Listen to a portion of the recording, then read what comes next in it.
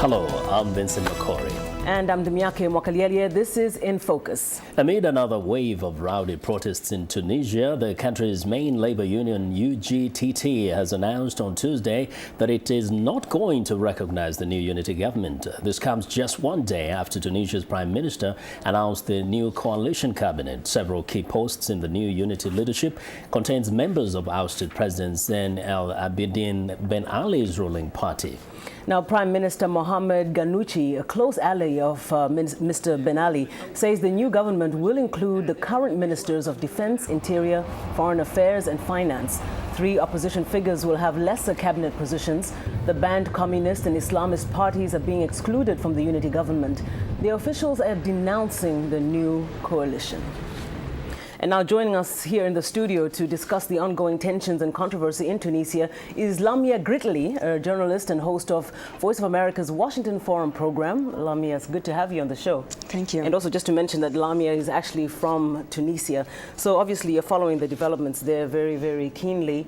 It seems as though things are coming back to normal. Businesses are open, people are going back to work, but there is still a curfew. But meantime, even though this new coalition government is in place, it seems there's still resistance by some who oppose the remnants of Mr. Ben Ali's officials who are still in there. What is the opposition to these leaders? Because they are from the ousted ruling party of Ben Ali, like you just said it.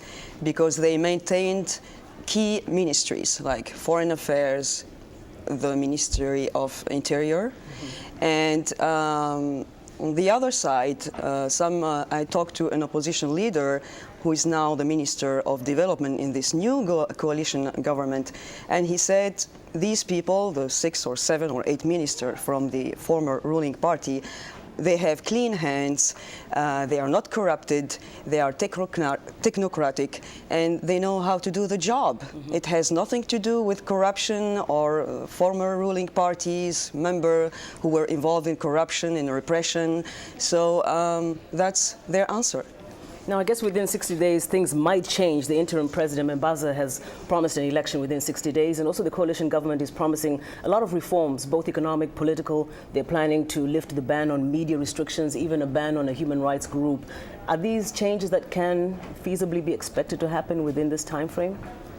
It's possible because they announced it already and they're working on it right now. It will have a huge impact. These are reforms people were waiting for 23 years, you know, so it will change completely the political scene in Tunisia, you know. So I think it's good news, and they can, if they come to an agreement on this coalition government, they can move forward and start implementing these reforms they are promising right now. What about what caused this uprising? Lack of jobs, poverty, and corruption, repression. What do you think this coalition government can really be expected to do to alleviate these concerns? Well, like I said, so I talked to this opposition leader. He's the minister of the development, and he said that they created on purpose this new ministry of development to answer people's demands, people's needs, employment, new jobs, address the economic issues, education, you know, to everybody, even though the education, it's a sector that is doing very well in Tunisia, as you know. So this is what he told me yesterday. So. Obviously, the whole of the Middle East, I can imagine, is looking with a lot of concern at what is going on in Tunisia, wondering if it's going to spread across the region. And U.S. Secretary of State Hillary Clinton actually warned a lot of the leaders in the Middle East that if they don't enforce some kind of reforms politically, economically, that will empower the youth, they may be likely to see what has happened in Tunisia happen in their own country. It is starting to, it is spreading right now. You saw protests in Oman, in Yemen, in Egypt, in Ramallah, in Palestinian territories, in Jordan. People are starting asking the same things as Tunisian people did a month ago, you know.